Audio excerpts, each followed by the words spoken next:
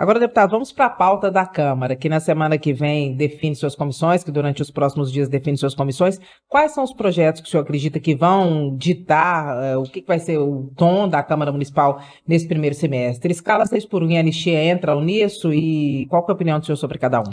Olha, eu duvido muito, tá, que a anistia ou escala 6x1 de fato sejam debatidas a sério no Congresso Nacional. Eu vejo que tanto quem fala em anistia como quem fala em escala 6x1 está mais enganando o eleitor, né, fingindo que aquela pauta vai ser debatido seriamente, fingindo que aquela pauta vai ser levada em frente, do que de fato trabalhando numa solução concreta para que aquilo aconteça. Primeiro porque, para as duas acontecerem, precisa ter disposição do presidente da Câmara dos Deputados, Hugo Motta, que não deu sinalização nenhuma de que vai fazer nenhuma das duas coisas andar. Pelo contrário, né? Hugo Motta foi o indicado, no caso da anistia, Hugo Motta foi o indicado de Arthur Lira para a presidência da Câmara, e Arthur Lira impediu a tramitação, né, da anistia, e eu não vejo nenhuma razão para o Hugo Motta, sendo o indicado do Lira, não seguir a mesma linha. Em relação à escala 6x1, nem quem propõe a PEC quer que a PEC tramite. E eu digo por quê. Duas razões principais. Primeiro, porque bastava a apresentação de um projeto de lei, né? A Constituição, quando ela vai tratar sobre carga de trabalho, ela limita, né, o máximo, mas ela não limita o mínimo. Ou seja, se eu quero estabelecer em legislação infraconstitucional, né, que a carga horária vai ser menor do que aquela estabelecida na Constituição, eu posso. O que eu não posso fazer é apresentar um projeto de lei para que a carga horária seja maior do que aquela prevista na Constituição. Então, só o fato de apresentar uma PEC e fazer uma campanha para coletar... E por que PEC, né? Porque dá mais visibilidade, porque você tem que fazer uma campanha para coletar 171 assinaturas, porque arrasta o debate por mais tempo e você tem um palanque por mais tempo. É por isso que foi apresentado na forma de PEC. E um outro ponto fundamental, já tem uma PEC com assinaturas coletadas e que foi protocolada ainda na legislatura passada, né? E que salvo engano, é o deputado Reginaldo Lopes, que já está pronta para pauta na CCJ, que não precisaria da coleta de assinaturas de uma nova PEC para tratar exatamente sobre o mesmo assunto, né? Então, isso mostra que assim, é um puro oportunismo, né? A deputada Érica Hilton, que quer subir em cima dessa pauta, desse palanque, e usar isso como palanque até o final do seu mandato para garantir a sua reeleição. Agora, não há a mínima intenção de fazer isso avançar. Logo no começo, né, da minha vida de trabalho, trabalhei na escala 6x1, né, e ainda morando em Santo André e trabalhando em Interlagos. Para quem não conhece São Paulo, isso dá mais ou menos 2 horas e meia ali, pegando trem, metrô e ônibus. Então, assim, para além da escala, né, o pior ainda é você passar lá suas 4, 5 horas por dia no transporte público lotado.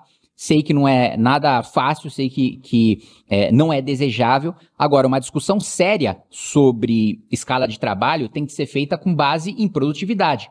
Como os países desenvolvidos, né, ou mesmo países em desenvolvimento que ultrapassaram o Brasil em PIB per capita ou em produtividade, fizeram para produzir mais trabalhando menos, né? Trabalhando a sua produtividade. Então, infraestrutura, que no Brasil é um desastre, né? Vamos pegar um exemplo. Fabricamos peças para montar uma moto lá no estado de São Paulo, aí a gente manda lá para o Porto de Santos, sobe para chegar lá na Zona Franca de Manaus, entra em outro barco, porque sai do mar para ir para o Rio, e aí montam as peças lá na Zona Franca para ter o benefício tributário, volta, pega outro barco, quando o barco chega no mar, pega mais um outro barco para voltar para o Porto de Santos, para depois entrar no caminhão e voltar e ser vendido no estado de São Paulo. Então a gente trabalha no sentido oposto da produtividade, né? A gente instala, né, fábricas, indústria, num local mais distante da mão de obra, mais distante da infraestrutura, mais distante do mercado consumidor. E para além disso, a gente tem uma legislação trabalhista complicada, que hoje praticamente assim, tudo que foi feito na reforma trabalhista está sendo destruído pelos tribunais superiores, pelo TST e pelo STF, né? Então, os avanços que a gente teve de colocar a nossa legislação mais parecida com uma legislação de país desenvolvido, isso está sendo destruído pelo judiciário. Enfrentamento de privilégios, né? O trabalhador, ele é obrigado a trabalhar muito para pagar os salários de uma elite privilegiada. E nessa elite incluo deputados. E eu posso falar disso porque desde o início do meu primeiro mandato até hoje, não só faço doação de salário, né? No primeiro mandato não teve aumento, mas ainda assim eu escolhi fazer doação de parte do salário. No final do primeiro mandato aumentaram, né, o salário dos deputados. Eu votei contra, mas não só votei contra, como abri mão e faço a doação. Eu já doei mais de R$400 mil do meu próprio salário, não aceito absolutamente nada acima do teto, não uso carro, gasolina, motorista, segurança, alimentação ou recurso para divulgação de mandato, e critico, né, juízes, promotores e deputados que fazem uso desses privilégios, né, e isso diminui a produtividade do trabalhador brasileiro porque ele trabalha muito não em benefício próprio, mas para pagar, né, privilégios de uma casta que recebe demais. E só para puxar um outro exemplo, para não ficar só no setor público, setor privado também, né? Grandes amigos, grandes aliados do governo, é o caso da JBS, é o caso dos irmãos Joesley e Wesley Batista, né? Ganham bilhões de reais em privilégios tributários do governo ou empréstimos subsidiados, e é o trabalhador mais pobre que paga essa conta quando esse recurso, na verdade, deveria ser revertido em infraestrutura para escoamento de produção, em ciência e tecnologia, para a gente agregar mais valor e o trabalhador poder estar mais capacitado para trabalhar menos e receber mais e produzir mais. Enfim, esse debate sério não é feito. Aí vem uma PEC que vai tentar solucionar todos os problemas e não resolve, porque a gente já fez isso com a PEC das domésticas. 10 anos atrás falaram, não, vamos resolver a questão da informalidade das domésticas, vamos colocar na Constituição. Colocar na Constituição a informalidade aumentou. Ou seja, não adianta nada, não é uma canetada de cima para baixo que vai resolver. Na conjuntura atual, com baixo investimento em infraestrutura, em ciência e tecnologia e com os salários altos no setor público, o senhor tem alguma proposta que possa discutir escala no Brasil e que funcione atualmente ou não? O senhor pretende apresentar alguma? Tenho. Não, vamos lá. Primeiro, na legislatura passada, o governo Bolsonaro mandou uma reforma administrativa. Só que o governo Bolsonaro foi covarde e não mandou o topo da pirâmide na reforma, né? Não mandou deputado, senador, juiz, promotor, que de fato, o que o estudo do Banco Mundial mostra é que o Brasil ele não tem muitos funcionários públicos, mas ele tem, né, uma elite de funcionários públicos, que não é a maioria, né, não é falacioso dizer que a maioria dos funcionários públicos no Brasil ganha bem, não ganha bem. Principalmente os funcionários públicos municipais, eles ganham menos do que a iniciativa privada, em média 5% menos do que a iniciativa privada. Os maiores estão no serviço público federal, que recebem ali, em média, 60% a mais do que o funcionário municipal, e principalmente concentrada nos membros, nos agentes políticos, né? O juiz, o promotor, o deputado, o senador. E eu coletei 171 assinaturas para acabar com esses super salários na legislatura passada. Só que aí, o governo absolutamente incompetente, a reforma morreu minha emenda junto. Então, nesse novo mandato, eu apresentei, né, uma nova PEC antiprivilégio, só para tratar do topo, não estou nem tratando de reforma administrativa, é só para tratar de super salário. Já coletei cerca de 130 assinaturas, né, faltam 41 assinaturas para a gente conseguir fazer essa PEC começar a tramitar. E isso, para mim, é fundamental se a gente quiser falar em produtividade no país. É mais dinheiro no bolso do trabalhador, mais dinheiro no bolso do empresário e também mais verba discricionária para o poder público investir em ciência e tecnologia e a gente aumentar a nossa produtividade e estar inserido em cadeias de produção que tem mais margem de lucro e que tem mais valor agregado, que é o que está faltando para o Brasil. E, em outro sentido, eu fui relator também, durante 2 anos, do projeto de lei da Lei Geral de Licenciamento Ambiental, que tem a capacidade de gerar, assim, mais de 100 bilhões de reais de investimento no nosso país, simplificando as nossas normas ambientais, porque, assim, tem mais de 60 mil normas ambientais, não tem uma lei geral, então é uma insegurança jurídica tremenda. Tem 5, 6 órgãos intervenientes com parecer vinculante, que isso significa? Você é obrigado a obedecer 6 órgãos ao mesmo tempo, mais a Secretaria de Meio Ambiente ou o IBAMA, que vão dar aquela licença ambiental. Então, a gente não consegue fazer rodovia, ferrovia, hidrelétrica, usina nuclear. A gente não consegue fazer investimento no Brasil, porque tem uma insegurança jurídica muito grande na área ambiental e não é para proteger o meio ambiente, é para atender a interesses políticos escusos, né? Eu vi como relator vários casos absurdos de dinheiro que era para ser para compensação ambiental e que foi usado para construir Câmara de Vereadores, foi utilizado para construir estádio de futebol. Então, qual que é o benefício para o meio ambiente de eu construir um estádio de futebol? Qual que é o benefício para o meio ambiente de eu construir e reformar uma Câmara Municipal de Vereadores? Então, são abusos que existem. A gente conseguiu aprovar nesse relatório na Câmara dos Deputados, mas, mais uma vez, aprovamos na Câmara e está embarreirado, parado até hoje no Senado. Já vai fazer, acho que, 3 anos. Deputado, só para a gente fechar esse tema, então, escala 6x1, fim de escala 6x1 e anistia são 2 projetos apenas para manter polarização na avaliação de senhor e não vão dar em nada, é isso? Isso, não vai dar em nada. É assim, mera plataforma para levantar aqueles que estão subindo o tema.